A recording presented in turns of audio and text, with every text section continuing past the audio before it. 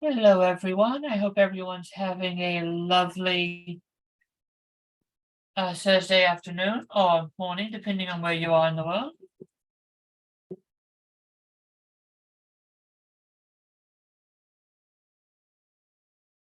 Just want to make sure that everyone can hear me.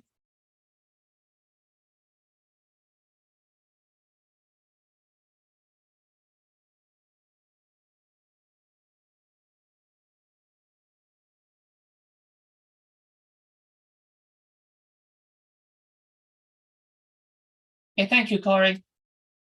Thank you very much. Getting everything set up, brand new machine. First time using it for Zoom, so we're going to see how this goes today. Making sure everything is fine. So we are about to get started. It is noon Eastern United States time, so you should all be here for the webinar. Confidently present your qualitative research results chapter of your dissertation. We'll get started in a moment. I'm going to give a few more people time to come in.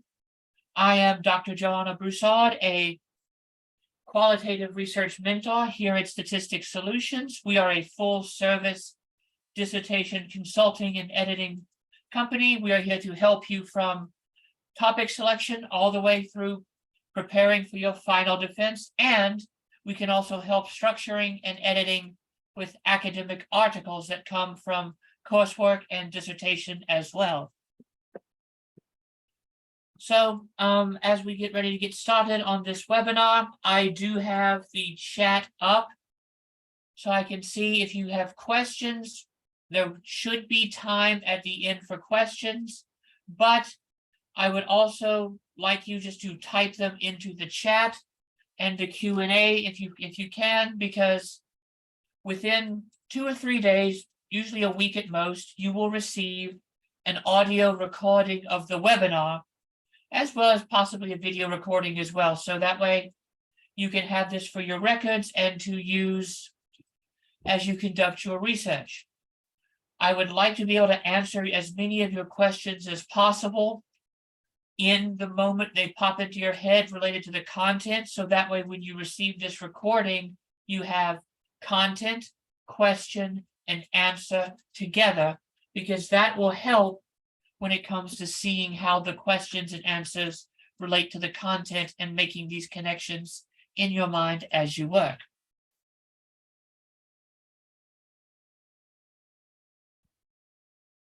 So, without further ado, let us get started on confidently presenting your qualitative research results chapter, which is the 4th chapter of most dissertations. So, as most of you may know, any type of academic writing has 3 divisions: the introduction, the body, and the conclusion. The introduction is where you set up what you're going to tell us. You get us excited with a preview for what is to come. The body, you tell it to us in all of your detail. And the conclusion, you summarize the main ideas of what you talked about. And if necessary, you make a segue into whatever topic will come next. This works on the paragraph level, topic, sentence, support, summary. This works on a research paper, an essay, a chapter, a dissertation, a book. And so as we now look at the components of a qualitative results chapter, we can see we have the introduction, which is the introduction from the setting, the demographics, data collection, data analysis, results, and trustworthiness. That is the body. That is where you tell us in all of the detail that you have. And the summary is where you summarize. So the same tripartite structure holds here as well. And I give this rhetorical information because I found when I was a college professor, it helped students understand what they were trying to accomplish if they understood that there was a structure. Every section has something it must accomplish. And so knowing what that section must accomplish is key for helping demystify and taking away some of the fear of such a daunting project as writing out the results of your dissertation study. So let us begin with the introduction. You have 3 things you must accomplish. You begin by restating the problem and purpose of your study, and most schools want you to restate the problem and purpose in the identical manner that you have used in Chapter 1, in Chapter 2, and in Chapter 3. They want the statement of problem and purpose to be identical. And you don't want to just say, well, here's the problem, here's the purpose. You want to also give a little bit of background, some of the key information to help set up the import of your study. And then you will present again your research questions, one at a time, all in the same order, to help. Okay, so here's the problem, here's why it's a problem, here's my study, which I propose to help solve this problem, fill in this gap, answer this question. Well, here are the specific questions that I am asking in this study, because I think these questions will help us understand the situation so we can move forward and make the problem either less of a problem or not a problem at all. And then you will preview the content in each section of the chapter. You want to be able to give your readers a preview. In some ways, this is like a thesis statement of an essay. Give us a preview. Let us know what you're going to talk about so that we can see what you're going to do, why you're going to do it, and how you're going to get us there. The introduction sets things up, gets us excited, previews the chapter, provides us with a roadmap so we know the route we are going to take on this journey from, hey, this is a problem, now let's figure out something that will help us solve it. As we move into the body, the first thing you will describe is the setting. Where did you conduct your research, and why did you choose this location or these locations? If you're an anthropologist or a sociologist studying a particular festival, whether that be Carnival in Sao Paulo, Mardi Gras in Mamou, Mardi Gras in New Orleans, Oktoberfest in München, whether it be the San Diego Comic-Con. Why did you select this particular site? If you're studying English as a second language education in schools in a certain school district, in a particular state of the United States, a particular province in Canada or another country, why did you select to conduct in this location specifically? You'll spend some time, probably about a paragraph, talking about the site, describing it, and telling us why it was selected. Then you'll talk about conditions that influence the research, things that influence you, things that influence your participants. When we're speaking in a physical location, as research traditionally was done before the internet and before we had Zoom and other digital technologies to make communication virtual, you might talk about language barriers. You might talk about maybe there's some sort of a pre-existing relationship or the lack thereof, and having to spend time building that relationship through phatic communication. Maybe you'll talk about physical things in the setting, noise, weather, things that impacted, maybe you were stressed because traffic was horrible getting to the research site. And so you were stressed and it took a while to calm down. Maybe your participant was late for some reason. Talk about these things and how the conditions at the site influence you and your participants. But before someone goes, well, but if we do it virtually, are there no conditions? There are quite a few. I am presenting, excuse me. One condition influencing this presenter is the fact that I am suffering from seasonal allergies right now. My throat is dry, I'm coughing, I can barely breathe, and so that impacts. So the sound of my voice, how bad my accent comes out, and at times I end up speaking louder because I can't hear myself because of how things sound in my head when I'm ill. I'm also delivering this from my office at home, and while my door is closed and we have decent walls here, there's construction across the street that could potentially get picked up over the mic. Pets, family, children. All of these types of conditions can impact the virtual interview and data collection experience and are part of the setting. Technology. Let's be honest. Technology makes our lives easier until it decides it doesn't want to. Maybe for some reason you just can't keep a stable internet connection. Maybe you can't hear the person over the speakers. Maybe there's a huge echo which makes it distracting. So all of these things can influence the research, can influence the participants.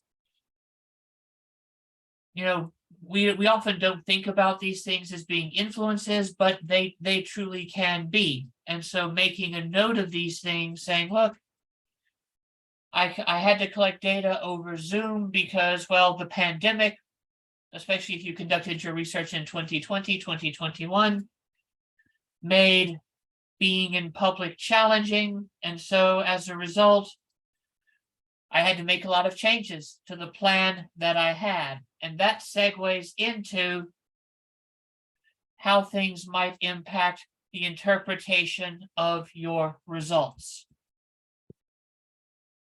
If you can't hear, if you can't understand, if you can't communicate, if there's a language barrier, if you or the participants are distracted, if you keep getting cut off because of a faulty internet connection, if your power goes out, and so on, and so you lose access to Wi-Fi for a few moments, you can lose data. If there's difficulty understanding what someone is saying, if you can't hear,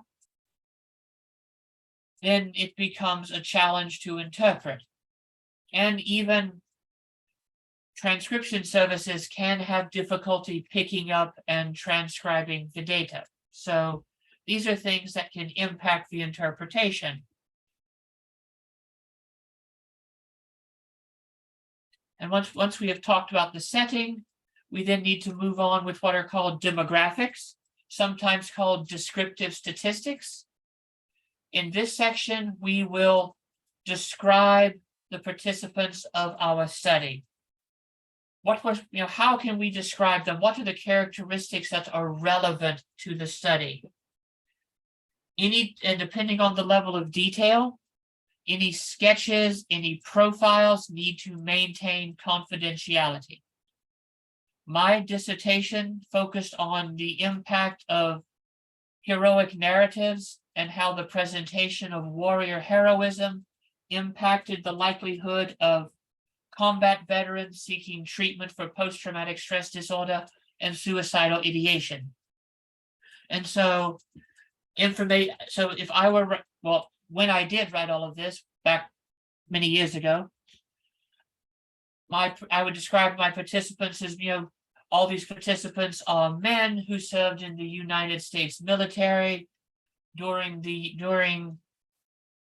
19, I think the oldest veteran began service in 1968, and the most recent served in 2009, maybe 2010. And so here are the wars that they served. They served in the Vietnam conflict. They served throughout various wars in the Near East. all saw at least one tour of duty in a combat zone. All are men between the ages of, I think 25 and 75.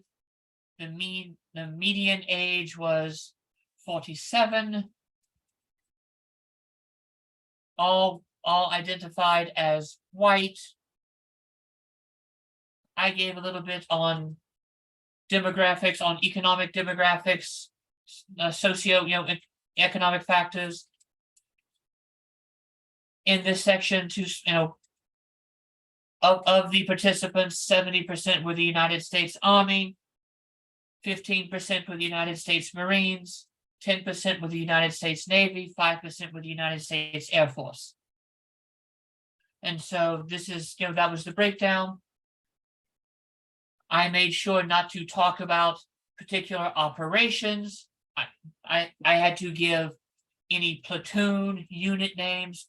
All of these things had to be given pseudonyms, not just for participant confidentiality, but because much of this data is still classified in some instances, and so to avoid dealing with that.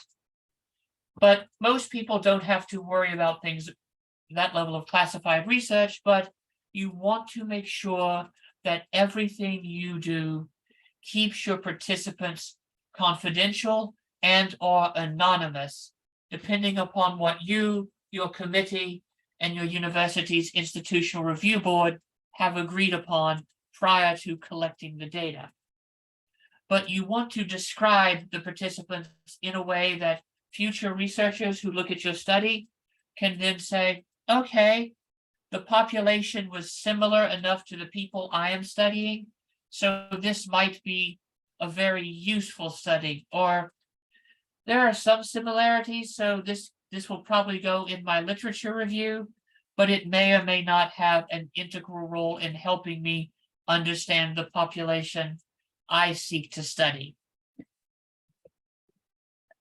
So once we have talked about our participants and described the demographics, then we will move and begin discussing data collection. You've already talked about this in chapter 3. This is sort of a recap. You'll talk about your participants, how many did you have from each location, if you had more than one? How often did you collect data?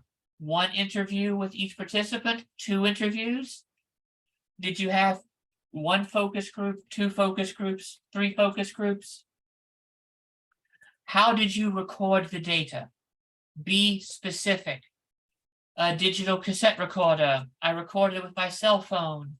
I recorded it over Zoom, as this webinar is being recorded so that you can then have a copy that will be delivered to you within a week. I recorded it both with Zoom and with the Audacity sound recording app. Were there any variations from the plan you presented in chapter 3? This should be a summary that provides just a few more details than what you had in chapter 3. And if you had any discrepancies, if you had to change, well, I said I was going to use my Chromebook, but my Chromebook died, and so I had to change to a MacBook. That's something that you don't really need to worry about, but it needs to be something. Well, I said I was going to have in-person interviews and record via a digital cassette recorder, but due to, say, the pandemic, a hurricane, a blizzard, maybe you couldn't get to the site because your automobile broke down, or you were sick, or you have a child who took ill. And so as a result, you had to switch to a digital virtual data collection method. Explain if there's any variation, explain what it was and why it happened. And then, did anything unusual happen during data collection?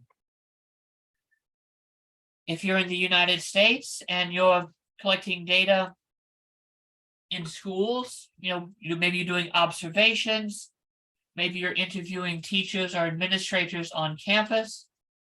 What happens if there's a lockdown? What happens if there's some sort of a drill or that interrupts the data collection? These are things that you could mention. Perhaps an interview had to be ended early because you or a participant had an emergency at home that came up. We like to assume that everything is going to go according to plan, but life never does that. And so this is where you get a chance to say, look, I had a plan in place, but things happened. Here's what happened.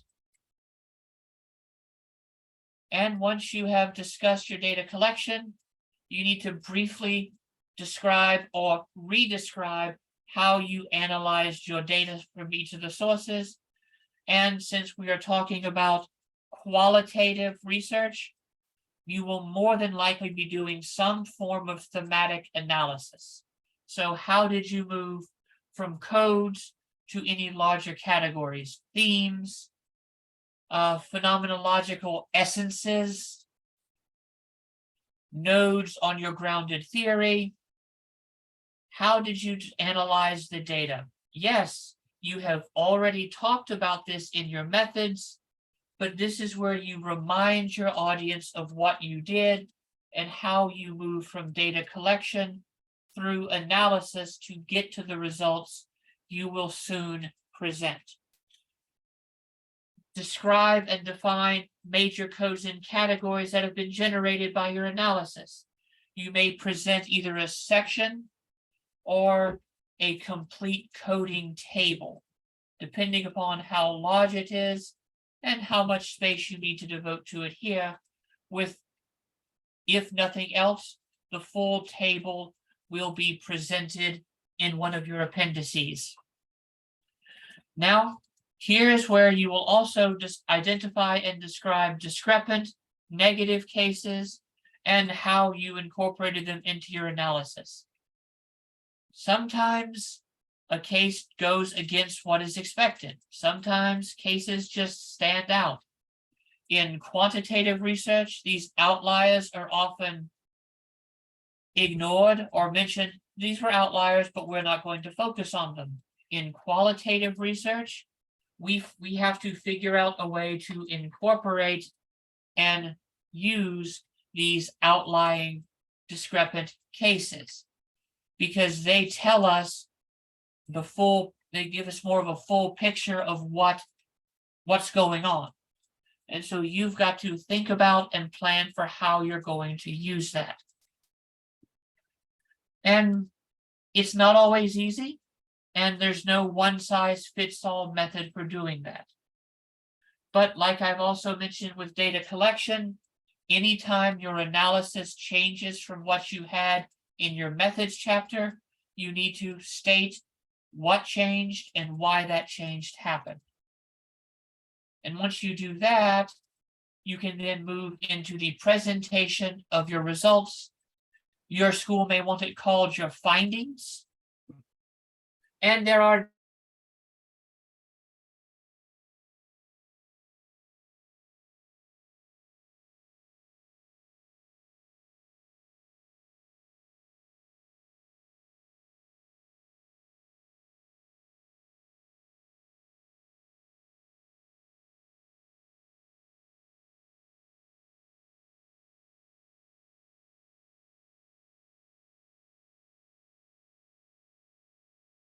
data. Think about the questions you sought to ask. My audio has stopped.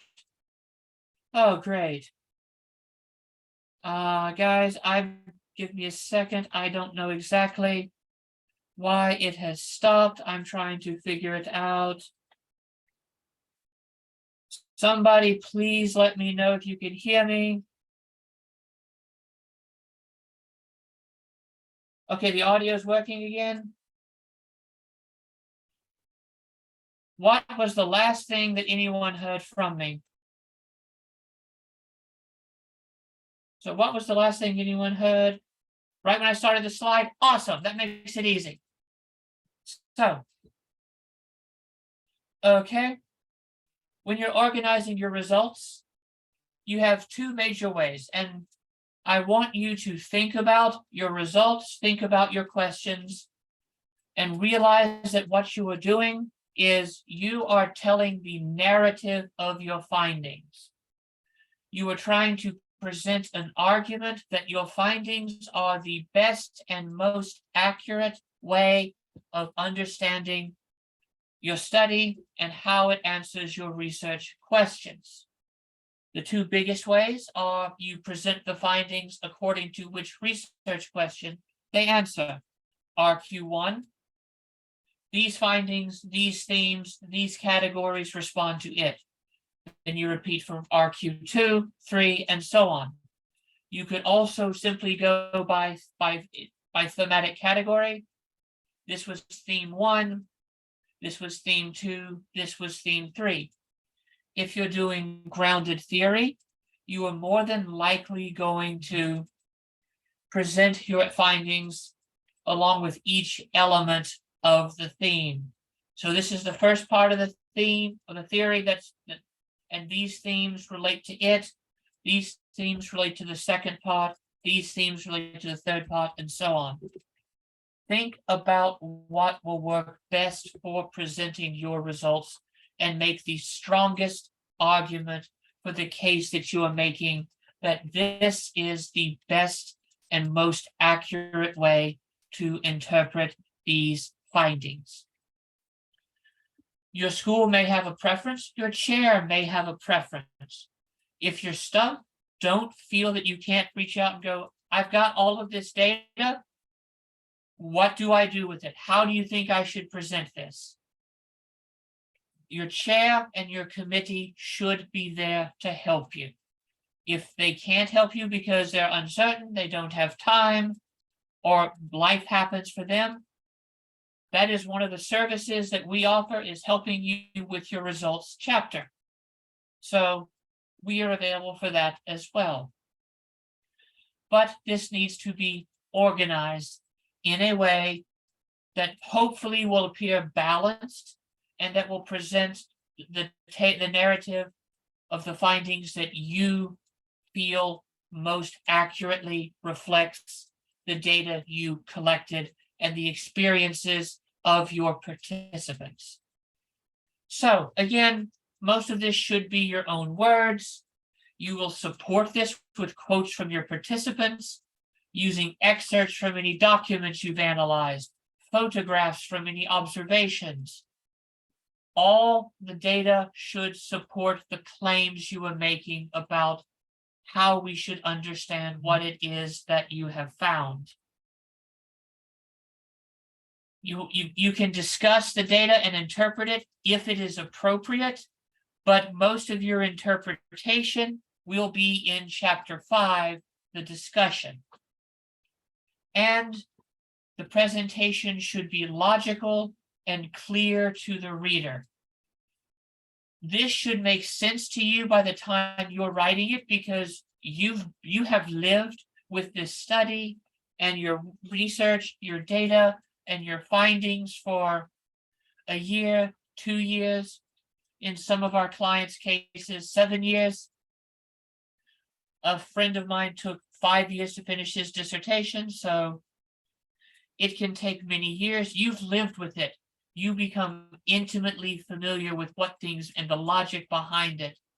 But your reader did not do everything you have done to reach this point. And so you need to think about presenting the logic in a clear manner, as if you were holding their hand and guiding them step by step from data collection, through analysis, through interpretation. You want them to reach the conclusion you have reached, and so you show your work, as mathematics professors have long said to us. Show your work. How did you go from step A to step E? As I would always tell students, you need to think about it as if you are taking a small child, blindfolding them, and leading them through a forest. If you go logically, and if you are clear, You are holding their hand step by step, allowing them to then find their way and know the path. If you're not clear, if you assume your reader knows what you know and has lived with the data as much as you have, you take them to a point about a quarter of the way in, you spin them around, and you run off in a direction saying, "Find me on the other side," and then you hope for the best. You need to realize rhetorically, as you are presenting your dissertation, you have spent more time with this than even anyone on your committee. And so you are not speaking down to them if you go step by step. You are demonstrating to them, one, that you have a clear, trackable process that can be replicated if need be. And two, that you know that, excuse me, I'm being called into another meeting that I can't get out of right now. So I'll finish up here and then join them. As I was saying, you are demonstrating to your reader that you have considered their needs as people who aren't as intimately familiar with this topic as you are. And this is something to consider when you prepare an article for publication, a class paper, lesson plans for students, anything where you're helping someone at work who is not as familiar with the process as you are. When you're turning this into a journal article, you need to make sure everything that your reader needs to know to reach the same conclusion you did is presented clearly with thoughtful explanations, so that way they understand your thought process. This is one of the reasons why qualitative dissertations can be rather lengthy, because we do spend time explaining how we got from beginning to end in large detail.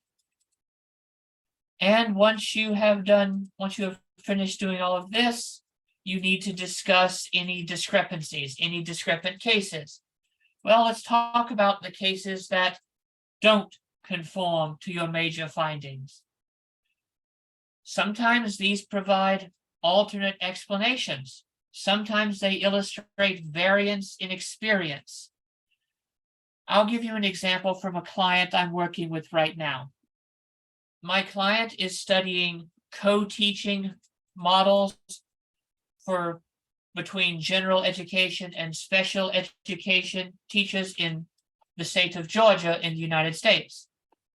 And one of the questions she asked, and she broke her participant groups into administrators, general education teachers, special education teachers. When she asked the administrators and the general education teachers, how do you see the role of both teachers as they participate in co-teaching? Administrators and general education teachers described this grand egalitarian movement where general education teachers and special ed teachers shared responsibility, shared teaching, shared discipline, shared handling student behavioral issues, shared planning, almost completely equally. And then when the same question was asked to special ed teachers, they almost without fail stated, it's not egalitarian. My role is to support while the general ed teacher does the teaching. They don't want me to do anything but provide support to the special needs students in the classroom. So while 2/3 of the findings said this is all equal, 1/3 of the findings said, no, we have a very different experience. And so that is something that needed to be considered. You can't just brush them aside because they're not the majority. They are a very significant portion of the study, and their experience illustrates how perceptions are not always aligned amongst those experiencing the same phenomenon. And so she is currently drafting her chapter, and if necessary, and I've already provided her some guidance and said, when you get to these things, make sure you discuss the discrepancy in its context. Yes. No, you don't believe that the administrators and the gen ed teachers are lying, because they probably aren't. They probably do perceive what's happening as being equal, but their perceptions may not be the perceptions of the special ed teachers. And so making a reference to that is going to be something to talk about, both in the results chapter and in the discussion. And so once you have done this, you have to think about your visual findings. What tables will you have? You'll probably have sort of one table for showing your codes and how you move from codes to categories to themes. You will probably then you may have figures. If you're doing some sort of grounded theory or phenomenological study, you will probably have a figure sort of showing the common experience or the thematic diagram. If you may have images, maps, drawings, things that are from participant observation or just observations or from documents. When you have these visualizations, tables, figures, maps, photographs, don't just place them in the text, but describe them. This is both because we want to know what these pictures are, but also consider helping those who might need some sort of accommodation for seeing. And let's be honest, not every researcher is a great photographer, and so sometimes photographs can be blurry. Sometimes, okay, I see a picture of a lot of people dancing. I don't know what this means. Help explain the context of the image, of the map, of the drawing. Explain the content of the table and the figure. So that way, again, make everything clear for a reader who has not lived with the data as much as you have. And then once you've done this, spend some time talking about trustworthiness.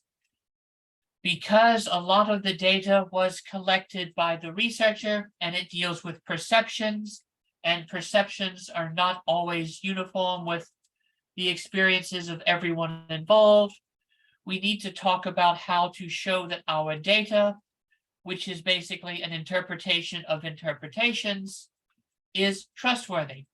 So we talk about our credibility. How can the reader have confidence in the accuracy of the findings? So this is why we triangulate data. We might see, oh, the findings from my interviews align with the focus groups, align with these documents that I've collected. If teachers say a certain program is effective, well, do the student test scores, do graduation rates, do things like that support the belief that it's working or that it could be what is effective? Transferability. How applicable are these findings in other contexts? This is why we need rich, vivid, thick descriptions of the setting, of our demographics, of the findings, by providing the quotes from our participants and explaining how these quotes support the claims that we are making about the data. Because some people, you've seen this in your own research, you've seen similar studies, maybe it's studying the same festival or the same business practice in a different type of business, in a different country. Maybe it's in maybe a different language group or culture group. Maybe you're looking at middle school research, but everyone who studied this phenomenon has studied elementary or high school research. And so how much of that you've had to ask yourself, it's how close to the people and the phenomenon I am studying is this research, and how useful will it be to help me understand this phenomenon? And so through a discussion of transferability and through rich descriptions, you provide that to other researchers who may use your study to help with their own research. Dependability. How consistent can we replicate your findings? Or did you provide a clear audit trail, step by step? This is what I've done. This is what happened. This is how each phase of the research ended. So that way, anyone coming after you who wants to replicate can replicate as much as is possible.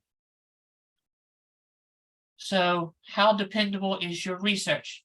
And then confirmability. How neutral were you in your analysis? Now, there is no such thing as true researcher neutrality. We are all human. And many of us have been so trained in academia to analyze that we analyze without thinking about the fact that we're doing it.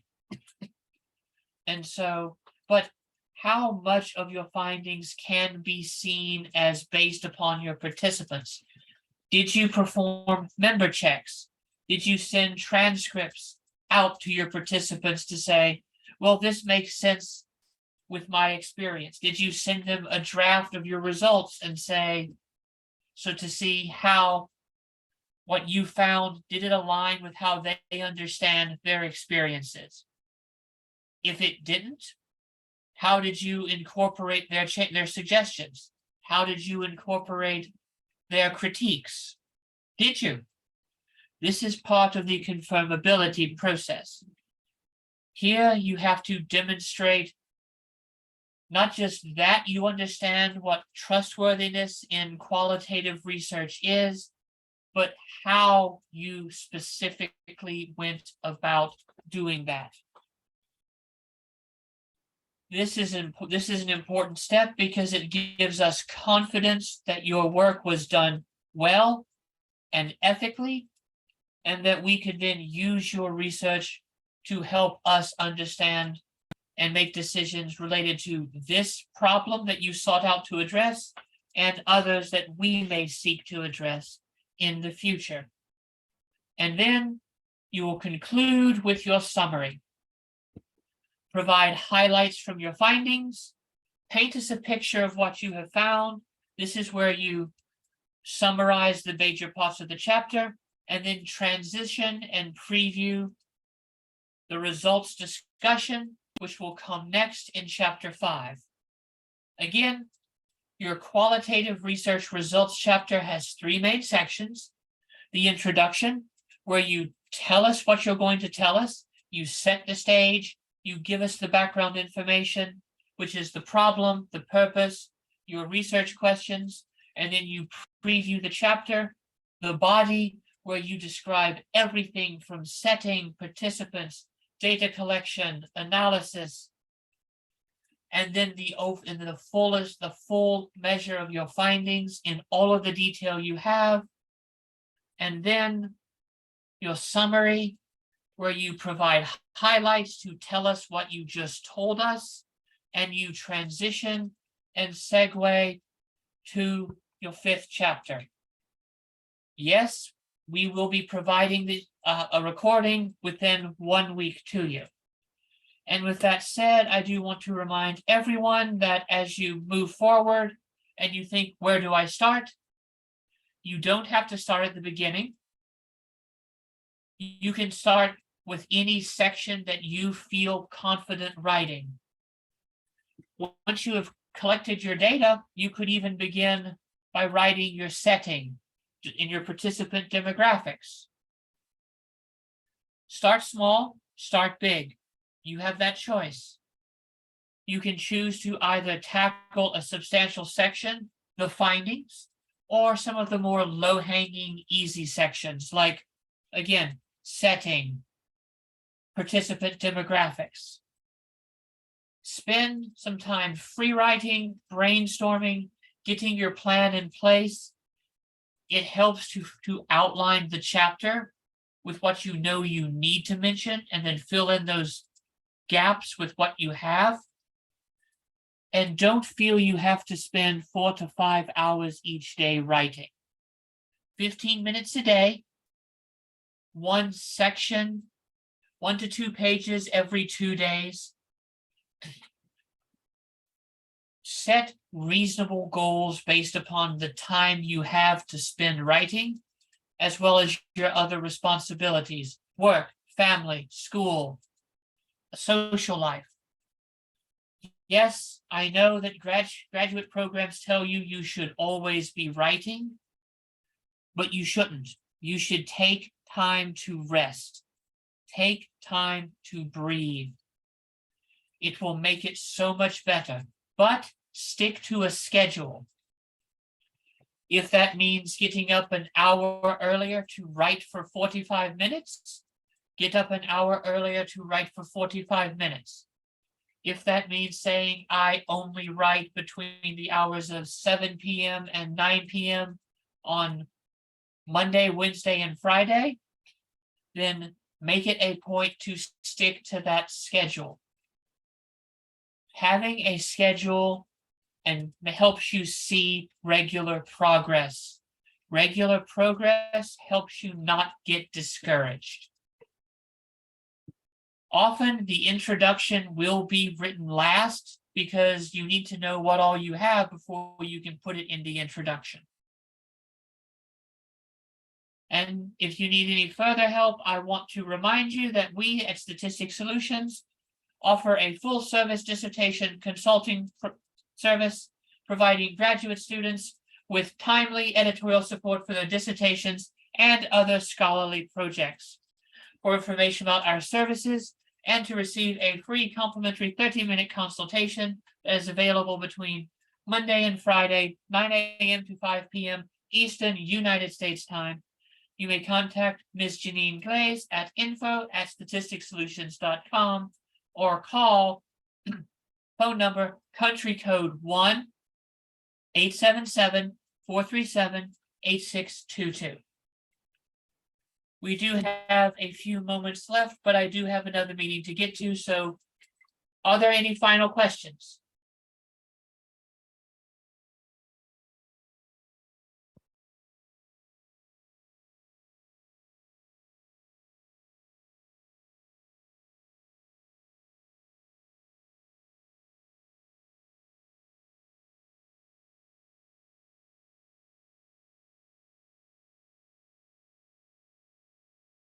Okay, final questions going once, going twice. As a reminder, I am Dr. Joanna Broussard. I am the Qualitative Research Mentor here at Statistics Solutions, and if you do reach out to us for help, I will likely be the one who is assisting you. I look forward to hearing from those who need it, and if not, I wish you all the best success with your dissertations and your futures, both academically and personally. You are quite welcome. I wish you all a good day. Have a lovely weekend. Thank you for joining us. If I do not see you again, may your summer and may your futures be bright.